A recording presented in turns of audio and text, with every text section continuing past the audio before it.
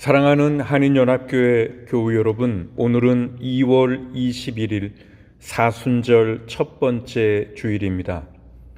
지난 수요일 성회 수요일을 시작으로 해서 사순절기가 시작되었습니다. 사순절기는 그래서 애쉬 웬스데이부터 부활절 전날까지 주일을 뺀 40일간을 포함하는 기간입니다. 이 절기에 우리들은 자신을 돌아보며 절제와 회개를 하고 예수님의 순환과 죽음을 기억하고 묵상합니다. 사랑하는 교우 여러분, 이 사순절 계절에 우리는 우리 구주 예수 그리스도를 더 열심히 따라야 하겠습니다. 고난의 길 모퉁이를 지나 기도의 정원을 통과해서 영광의 산까지, 그리고 고뇌의 언덕 옆 무덤의 어두움을 통과해서 부활의 승리와 기쁨으로 우리 구주 예수 그리스도를 따르시기 바랍니다. 여러 교우들께서 이 팬데믹 기간에 성경을 많이 읽는다고 하십니다. 감사드리고요. 얼마나 기쁜지 모르겠습니다. 그러면서 몇몇 교우들의 요청이 있었습니다. 그래서 우리 송전도사님이 맥체인 성경 읽기표를 큰 글씨로 1년치를 종이에 인쇄해 놓았습니다. 필요하신 분들은 자유롭게 교회에 들리셔서 가져가시기 바랍니다. 그리고 교회의 임성수 교우님께서 아가페 쉬운 성경으로 신구약 전체를 실은 몇 년 전에 녹음해 놓으셨습니다. 이게 CD 2장 분량인데 여러분들이 차에서나 집에서 성경을 소리로 듣기 원하시는 분들은 우리 임성수 집사님이나 아니면 교회로 오시면 그 CD를 드리도록 하겠습니다. 수고하신 노력과 정성에 감사를 드립니다. 기도하겠습니다. 구원의 하나님, 예수님의 고난의 발자취가 가까이 다가오는 사순절 기간을 맞이했습니다. 십자가를 지시고 골고다 언덕을 오르신 예수님을 바라보면서 사순절 첫 번째 주일 예배를 드립니다. 받아 주시옵소서. 예배하는 저희의 심령을 성령으로 충만케 하셔서 십자가의 사랑이 더욱 가슴 깊이 새겨지게 하시고 주님의 고난을 따르는 결단이 서게 하여 주시옵소서.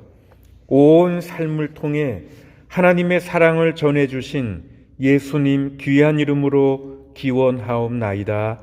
아멘. 찬송가 제10장 전능왕 오셔서입니다.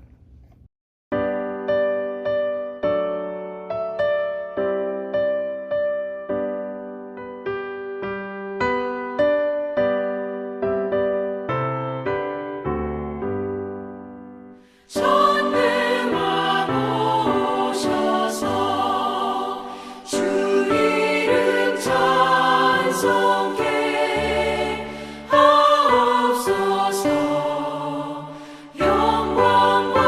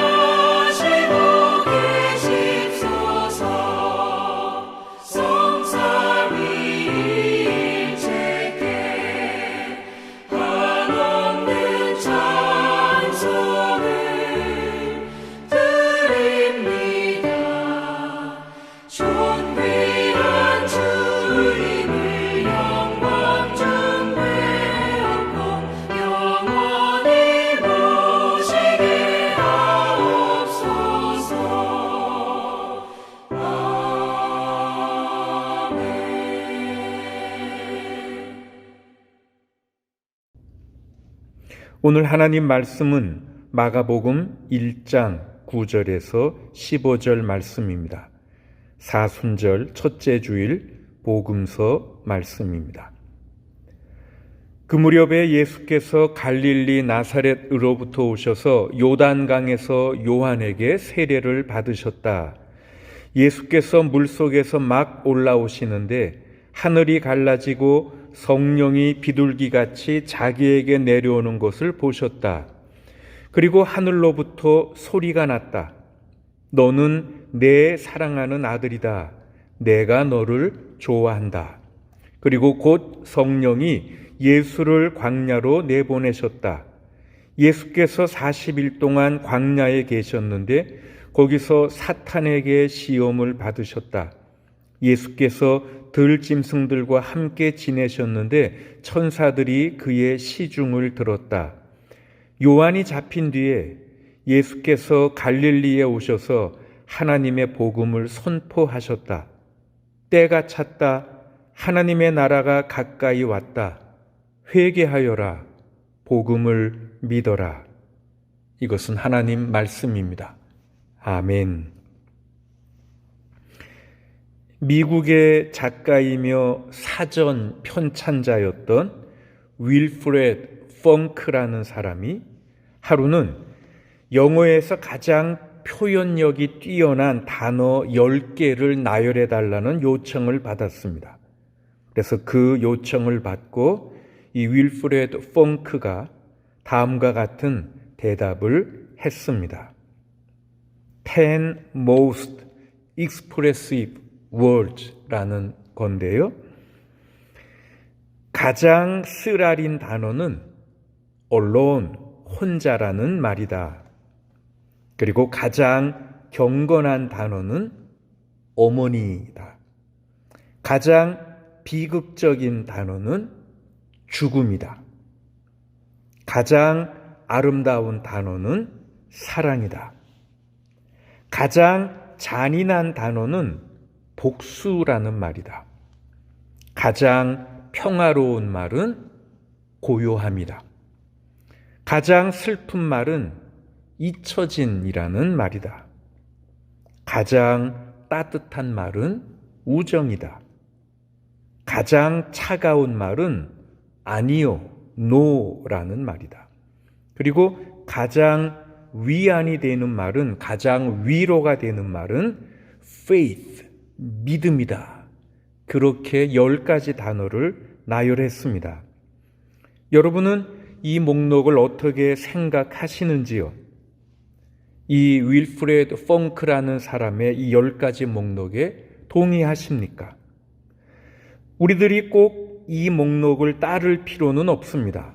각자가 나름대로의 목록을 만들 수 있죠. 그래서 각 사람에 따라 수천 개, 수만 개의 다른 목록이 만들어질 수 있을 것이고요. 그리고 그 모든 목록들마다 나름대로 다 어느 정도 근거가 있고 설득력이 있을 것입니다.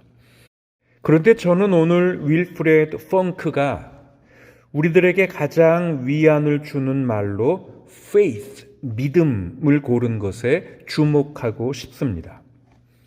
여러분, 믿음이란 무엇일까요? 우리들이 하나님을 믿는 신앙을 가지고 있다는 것은 무엇을 의미하는 것일까요?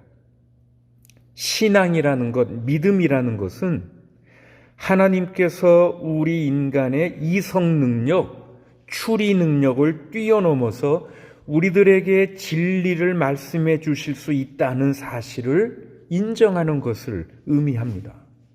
믿음이라는 것은 내가 하나님의 권위를 받아들이는 것을 의미합니다. 여러분, 혹시 이런 내용의 간증들을 들어보셨는지요? 만약에 어떤 사람이 크게 사업에 성공을 하고 나서 여러분, 나는 내가 만약 선하고 착하게 살면 하나님께서 나를 절대로 실망시키지 않으신다는 믿음을 가지고 있었기 때문에 사업에서 크게 성공하고 큰 돈을 벌 수 있었습니다. 그런데 여러분, 이렇게 말하는 것은 신앙이 아닙니다. 이것은 일종의 자기 확신입니다. 이런 생각은 자기중심적이고 자기본위적이고 스스로 옳다고 여기는 독선주의입니다. 만약에 우리들이 나의 사업에 하나님을 일종의 주니어 파트너로 끌어들일 수 있을 것이라고 생각하는 것 자체가 이게 신성모독입니다. 더군다나 착하고 바르게 살며 열심히 신앙생활하는 사람일지라도 사업에서 실패할 수 있는 것은 얼마든지 가능한 일입니다. 이런 일들은 항상 일어나죠. 여러분, 믿음이라는 것은, 신앙이라는 것은 자기 확신이라든가 자기 중심주의라든가 내가 스스로 옳다고 여기는 독선주의로부터 나오는 것이 아닙니다. 우리들의 기독교 신앙은, 우리들이 가지고 있는 믿음이라는 것은 한 인격을 중심으로 합니다. 우리들의 기독교 신앙은 진리 자체이신 예수 그리스도를 중심으로 합니다. 우리들의 기독교 신앙은 말씀이 육신이 되신 예수 그리스도를 중심으로 하는 것이죠. 내가 이렇게 선하고 착하게 사니까 하나님이 나를 도와주실 수밖에 없다. 그런 이기적이고 자기중심적인 것에서 나오는 게 아닌 거지요. 우리들이 인생을 살아가다 보면 인생의 여러 문제들에 직면합니다. 그리고 풀리지 않는 수수께끼들을 만나지요. 그런데 그런 문제들은, 그런 수수께끼들은 우리 안에서 풀리지 않는다는 게 우리의 현실입니다. 우리들이 아무리 그런 문제들을 해결하고 풀려고 해도 우리 안에서는 풀리지 않는 그런 현실에서 우리가 벗어날 수 없습니다. 혹시 어떤 사람이 나는 내 방식대로 모든 문제를 해결하고 풀어보겠노라 큰 소리 칠지라도요, 곧 얼마 지나지 않아서 자신의 인간적인 한계에 직면하게 될 것이고요. 그래서 그는 곧 두려움에 빠질 것입니다. 여러분, 우리들의 인간적인 한계를 인정하는 것은 용기가 필요한 일입니다. 우리들이 인생의 여러 문제들, 복잡한 수수께끼들을 해결할 수 없어서 그 인생의 많은 문제들을 해결해 줄 수 있는 어떤 궁극적인 존재를 의존해야 하는 것을 인정하는 것은요, 도덕적 용기가 필요한 일입니다. 그래서 우리들이 우리의 신앙을 공언하고 고백하는 것은요, 용기가 필요한 일이고요. 한 걸음 더 나아가 그 신앙과 믿음대로 살아가는 것은 정말로 위대한 일이고요. 용기가 필요한 영웅적인 일인 것입니다. 사실 우리들이 예수 그리스도를 믿고 따르는 일은요, 리스키한 위험한 비즈니스입니다. 그냥 신앙 없는 일반 사람들이 살아가는 그런 수준으로, 덜 까다로운 수준으로 그냥 그 수준에 맞게 살아가는 것이 훨씬 더 쉽습니다. 예수님께서 그분을 따르는 사람들에게 요청하시는 어떤 변화들이 있습니다. 그런 변화들을 수행하는 것보다 그냥 그전부터 살던 대로 현상을 유지하며 사는 것이 훨씬 더 쉬운 일이거든요. 그래서 우리들이 예수 그리스도를 믿고 따르는 것은요, 그렇게 보면, 어떻게 보면 모험이고 위험한 일입니다. 그래서 지난 세기에 세계적으로 유명한 사회심리학자이며 정신분석학자인 에리 프롬이라는 사람이 그의 유명한 책 사랑의 기술, The Art of Loving이라는 책에서 이런 유명한 말을 했습니다. 신앙을 갖기 위해서는 용기, 위험을 감수할 수 있는 능력, 고통과 실망을 받아들일 준비가 필요합니다. safety와 security, 안전보장을 삶의 가장 중요한 기본 조건으로 주장하는 사람들은 누구든지 신앙을 가질 수 없습니다. 사랑을 받고 사랑하기 위해서는 용기가 필요합니다. 궁극적인 관심사로서 어떤 특정 가치를 판단하고 그러한 가치에 모든 것을 걸 수 있는 용기가 필요합니다. 이런 말을 했습니다. 여러분, 우리가 신앙을 갖는다는 것은 그러므로 용기가 있어야 하는 거거든요. 우리가 사랑이신 하나님을 믿고 사랑하고 사랑받기 위해서 용기가 있어야죠. 우리들이 하나님을 믿고 하나님을 신뢰하는 것을 내 인생의 가장 중요하고 궁극적인 관심사로 내가 받아들이고요. 그 가치에 나의 모든 것을 내어 맡기는 데는 진정한 용기가 필요한 것입니다. 예수님은 하나님의 통치와 하나님의 사랑에 대한 기쁜 소식을 전하시기 위해서 이 땅에 오셨습니다. 예수님은 우리들이 하나님을 믿고 신뢰하면서 그분의 뜻대로 우리 인생을 살아야 한다고 말씀하셨습니다. 그런데 그렇게 우리들이 하나님을 믿으면서 사는 삶은 그냥 내가 하나님을 믿는다라고 말로 하는 것으로 드러나는 것이 아니고요. 하나님을 믿는다고 말하는 사람들의 열매를 통해 알게 될 것, 이렇게 말씀하셨습니다. 그래서 마태복음 7장 20절을 보십시오. 그러므로 너희는 그 열매를 보고 그 사람들을 알아야 한다. 하나님을 믿는 우리들의 믿음이 진실한 믿음이라면 그 믿음은 우리들의 삶에 변화를 가져올 것이고요. 믿음이 우리들의 인생에 가져온 그 변화된 삶의 열매들로 인해서 우리들의 믿음의 진실성이 드러나고 알려질 것이라는 그런 말씀입니다. 그리고 이렇게 하나님을 의지하고 신뢰하는 믿음이 우리들의 삶의 방식에 가져온 어떤 변화들로 인해서 우리들은요, 참으로 복된 사람들, 행복한 사람들이 되는 것이지요. 그래서 예수님께서 이렇게 말씀하신 것을 기억하십니까? 자비한 사람은 복이 있다. 하나님이 그들을 자비롭게 대하실 것이다. 신앙이 있기 전에는 자비롭게 살지 않았습니다. 그런데 신앙이 있고 보니까, 하나님을 믿고 보니까 자비한 사람이 되었습니다. 그래서 예수님께서 자비를 베푸는 사람은 행복하다, 복이 있다. 하나님이 그들을 자비롭게 대하실 것이다 말씀하셨습니다. 평화를 이루는 사람은 복이 있다. 하나님이 그들을 자기의 자녀라고 부르실 것이다. 하나님을 향한 신뢰와 믿음 때문에 이제 평화를 이루어가는 사람으로 변했습니다. 그랬더니 평화를 이루는 사람은 행복하다, 복이 있을 거다, 그렇게 말씀하십니다. 의에 줄이고 목마른 사람은 복이 있다. 그전에는 의를 추구하지 않았습니다. 그런데 하나님을 믿고 보니까 의를 따르게 되었습니다. 그런 삶이 행복한 삶인 거죠. 여러분, 왜 이것들 뿐이겠습니까? 화목을 추구하는 사람은 복이 있다, 행복하다. 용서하고 있는 사람은 복이 있다. 타인의 판단을 하나님께 맡기는 사람은 복이 있다.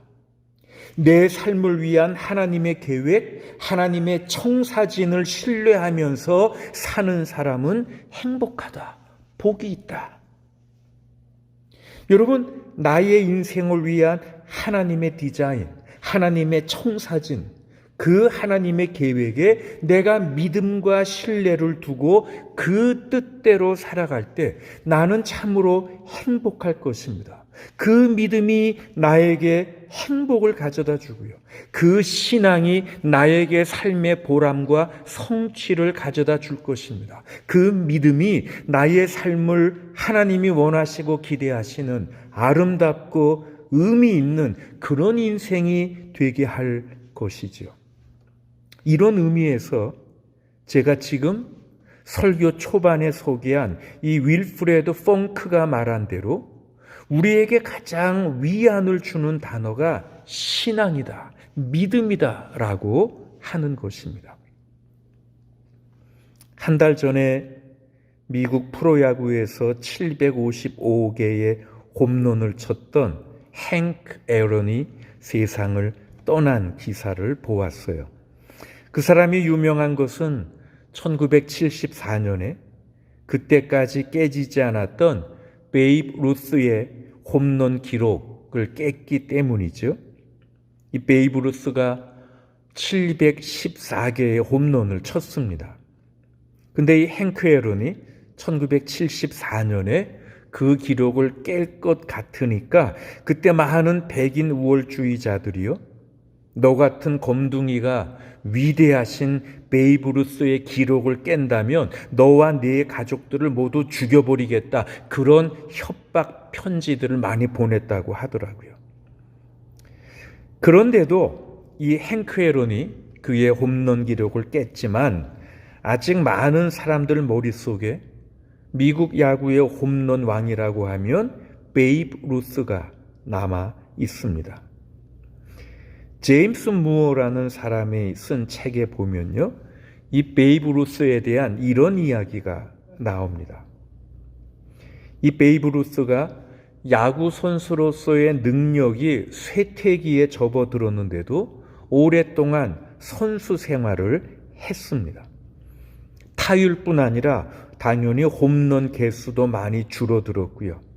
그래서 이 뉴욕 양키스 구단은 그 양키스의 영웅이었던 이 베이브 루스를 원래 그가 출발했던 팀 보스턴 레드삭스로 트레이드 시켰습니다. 그래서 루스는 몇 년 후에 이 보스턴에서 은퇴를 하게 되었지요. 그런데 이 베이브 루스의 마지막 경기들 중 한 경기에서 이 베이브 루스가 몇 번에 걸쳐서 에러를 범했습니다. 그리고 그의 에러들 때문에 그 이닝에서만 보스턴이 5점을 잃었습니다. 겨우 그 길었던 이닝이 끝나고 베이브 루스가 덕아웃으로 들어오는데 관중들의 조롱 섞인 고함 소리와 야유가 들렸습니다. 오랫동안 야구 팬들의 최고의 우상이었던 그 위대한 선수에게 관중들의 커다란 야유는 매우 굴욕적인 순간이었습니다. 그런데 바로 그때 한 소년이 난간을 넘어서 운동장 안으로 뛰어들었습니다. 그 어린 소년은 눈물을 흘리면서 그의 영웅 앞에 무릎을 꿇고 자기의 두 팔로 그의 다리를 감싸 안았습니다. 베이브 루스는 그 순간에 곧 그 소년의 손을 잡고 그를 들어 올렸습니다. 그리고 나서 그 소년을 껴안고 그의 머리를 부드럽게 쓰다듬으면서 그의 발 위에 내려놓았습니다. 순간 관중석에서 나오던 야유가 줄어들더니 곧 잠잠해졌습니다. 그리고 아무 소리도 들리지 않았습니다. 사실 야구장 전체에 긴 침묵이 흘렀습니다. 이 베이브와 그 소년은요, 그 변덕스러운 관중들의 마음을 녹였습니다. 이 두 사람은 한 인간으로서 서로에 대한 신뢰를 보여주면서, 믿음을 보여주면서 서로를 그렇게 위로한 것이었습니다. 그날 경기의 결과가 중요한 것이 아니었습니다. 이 운동장 위에서 보여진 그 자비와 위로의 순간이 그 변덕스러운 관중들에게 베이브 루스에 대한 가장 애정어리고 가장 중요하고 가장 위안이 되는 그런 기억이 되었던 것이죠. 자, 오늘 본문 12절 이하를 보십시오.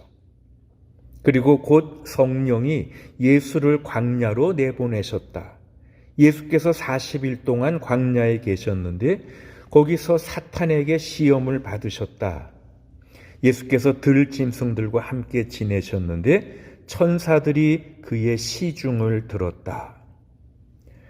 마가는 예수님께서 세례를 받으시고요, 공적인 사역을 시작하시기 직전에 성령에 의해서 광야로 들어가셨다. 그렇게 기록합니다. 그리고 예수님은 그 광야에서 40일을 머무시면서 사탄에게 시험을 받으셨습니다.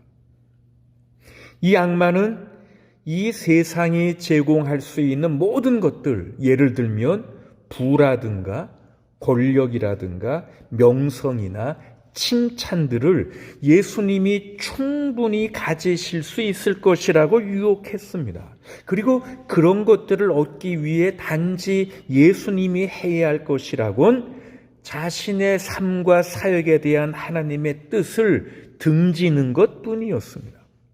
그런데 예수님은 사탄의 유혹에 대해서는 no라고 하시고 하나님 아버지에 대해서는 yes라고 하심으로 사탄의 유혹을 뿌리치셨습니다. 그리고 나서 마가는 예수님께서 그분의 공적 사역을 시작하셨다고 그렇게 말해줍니다.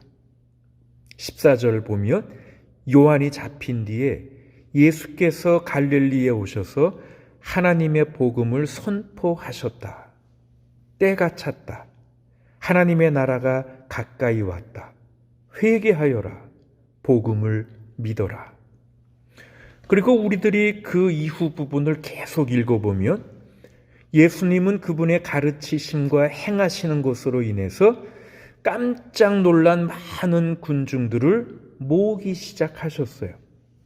그리고 성경에는 그 당시 많은 사람들의 반응이 나옵니다. 마가복음 1장 22절을 보면 사람들은 그의 가르침에 놀랐다. 예수께서 율법학자들과는 달리 권위 있게 가르치셨기 때문이다. 마가복음 1장 27절에는 사람들이 모두 놀라서 이게 어찌 된 일이냐? 권위 있는 새로운 가르침이다. 그가 악한 귀신들에게 명하시니 그들도 복종하는구나 하면서 서로 물었다. 그리고 2장 12절을 보면 4명의 친구들이 매달아 내린 중풍병자를 예수님이 고치셨어요. 그러자 그 광경을 본 사람들이 모두 크게 놀라서 하나님을 찬양하면서 이렇게 말합니다. 우리는 이런 일을 전혀 본 적이 없다. 그들이 하나님을 크게 놀라 찬양했습니다. 우리는 지금까지 이런 일을 못 보았다. 그렇게 놀랐다는 말이죠. 그런데 유감스럽게도 많은 사람들이 그들의 말로 표현했던 그런 믿음의 고상한 표현들이 그냥 말로만 끝나는 것들이었습니다. 우리가 예수 그리스도를 통해서 하나님에 대한 진실한 믿음의 사람이 되려는 것은요, 그냥 말로서뿐 아니라 우리들의 행동을 통해서도 우리들의 삶을 통해서도 드러나고 표현되어야 합니다. 예수 그리스도가 우리에게 회개하고 복음을 믿으라라고 말씀하실 때 예수님은 우리들을 죽은 믿음이 아니라 살아있는 믿음, 행동하는 믿음, 실천하는 믿음, 우리를 변화시키는 믿음으로 부르시는 것입니다. 우리는 말로만 입으로만 믿음을 고백하는 사람들이 되어서는 안 되죠. 주 예수 그리스도가 선포하신 회개하고 복음을 믿으라라는 요청에 응답해서 내 인생을 위한 하나님의 청사진, 내 삶을 위한 하나님의 뜻과 계획에 우리의 믿음과 신뢰를 두면서 그렇게 인생을 살아가야 합니다. 한 번뿐인 이 땅에서의 삶을 살아가면서 나를 향한 하나님의 뜻, 하나님의 청사진을 실행합니다. 그렇게 해서 우리들은 이 세상에서 하나님의 사랑의 왕국을 건설하는 사람들이 되는 것이지요. 내 인생을 향한 하나님의 디자인을 신뢰하면서 그것을 따르는 사람, 신앙의 사람은 행복한 사람입니다. 그리고 이 사실은 얼마나 우리에게 큰 위로와 위안을 주는 것인지요. 여러분, 그렇습니다. 우리들에게 가장 위안을 주는 단어는 바로 하나님을 믿는 신앙입니다. 믿음입니다. 이 사순절 기간에 하나님을 향한 우리의 신앙이, 믿음이 더욱 깊어지고 더욱 진실해지기를 소원합니다. 찬송가 540장을 부르겠습니다.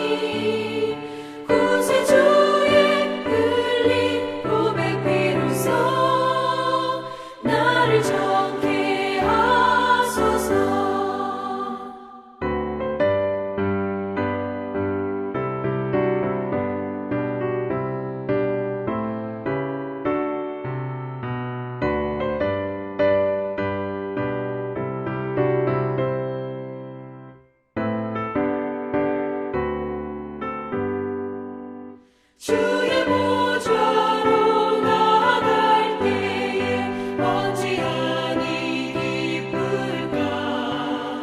주의 얼굴을 항상 배우니 더욱 진득합니다. 내가 매일 십자가 앞에 더 가까이 가오니 구세주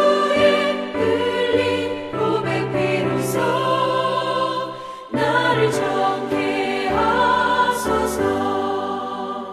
우리 구주의 넓은 사랑을 증량할 자 없으며 주가 주시는 참된 기쁨도 헤아릴 수 없도다. 내가 매일 십자가 앞에 더 가까이 가오니 구세주의 흘린 고백 비로소 나를 정케 하소서. 아멘. 사랑의 하나님, 믿음의 길로 저희들을 부르시고 인도해 주시니 참으로 감사합니다. 내가 먼저 주님을 찾은 것이 아니라, 내가 먼저 하나님을 부른 것이 아니라, 하나님께서 내 삶에 미리 개입하여 들어오셔서 나를 알아주시고 나의 이름을 불러주셨습니다.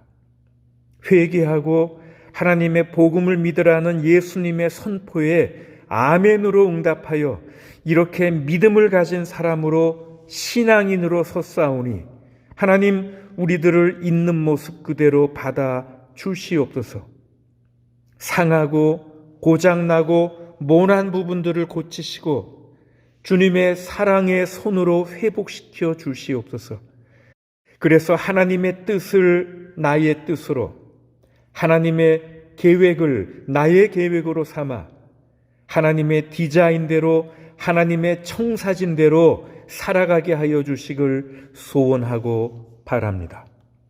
한평생 살아오면서 내 인생의 가장 귀한 일이 믿음으로 의롭다 하심을 받은 것이고 우리 주 예수 그리스도로 말미암아 하나님과 더불어 평화를 누리고 있는 것임을 다시 한번 기뻐하고 감사합니다. 주님, 찬양과 영광을 받으시옵소서.